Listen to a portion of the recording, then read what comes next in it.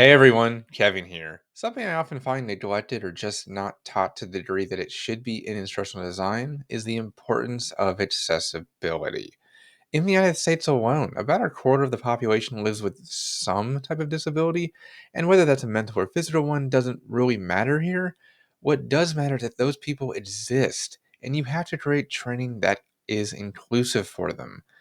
Now, I don't mean that you should be creating completely separate courses for them because that's not realistic or necessary, since they need to learn the exact same content as the other 75 or so percent of the workers the training is for. What you need to make is content that meets them where they're at. Frankly, one of the trainings I was most proud of that I created at Cruise was solely on how customer success specialists could better meet the accessibility needs of our riders. I worked with our accessibility council and with blind, deaf, and mobility disabled riders to find what would best help them not only use the service, such as ensuring that our app met Web Content Accessibility Guidelines or WCAG, but also how we could help them should they require assistance in one of the vehicles, which happen way more often than you think. I learned that there is so much left to do through those interactions, and just how important accessibility is in the entire L&D field as a whole. Learning has never been a one size fits all proposition, and the belief that it has been led to many teachers leaving education. We and IDs need to recognize the need for universal design for learning, or UDL. This process promotes the idea that learning needs to be given in multiple different ways to ensure retention and remove unnecessary hurdles to learning. For instance, the accessibility of audio and video often get overlooked during course development. As you might have noticed, especially if you've been watching me for a while now, I burn subtitles into my videos. Do I have to do that? No, I could just leave it as an option you turn on, which both LinkedIn and YouTube have, and I very well may do that at some point in the future.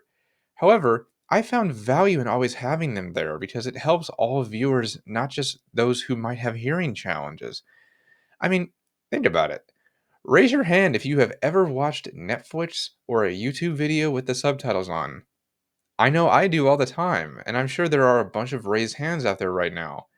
Most people appreciate seeing them, especially if I underline or italicize things for emphasis. Others might just enjoy turning the sound off entirely too, that's possible. Subtitles help ensure the audio is accessible to everyone who might need it, not just one certain disabled group. The same goes for text in your courses as well. Be very careful with text colors as they may clash and not be easily readable. I personally ran into this a lot as I was learning to become an ID because the colors I thought to use in my head were not all that accessible to read for my learners. Use strong color that is easy to distinguish from the background, such as the traditional black text over white or white text over a dark blue that I personally use a lot, as you can see from this example from my portfolio. Same goes for text sizes and language. Don't make them so small that you need a magnifying glass to read it, and don't make them so large that they're distracting. Make sure they are a proper size and that there is a clear delineation and uniformity between the headings, subheadings, and paragraphs. Use simple language too, especially when delivering dense technical information. Learners need to understand it, and pumping the learning full of collegiate words often doesn't lead to good results. As a former teacher, I often got caught up in being pedantic in the beginning as well as instead of more pedestrian or simple as my learners needed. Be as to the point as you can be, not only for digestibility, but because training should solve an issue as efficiently as possible. Now, sure, there is also a legal component to having accessibility too, but in the end, it's better to do this just in general. Creating training that is engaging and helps learners gain new skills can't be overstated, and without accessibility options, not all learners will be able to make the change the company wants to see. Accessibility in the L&D field is literally there to ensure that all employees are able to both learn and develop, hence the name. With it, we won't see a uniform resolution to the training problem. So please keep that in mind. And if you need any help or guidance on how to better include accessibility in your courses, please don't hesitate to reach out. I'm always here to help.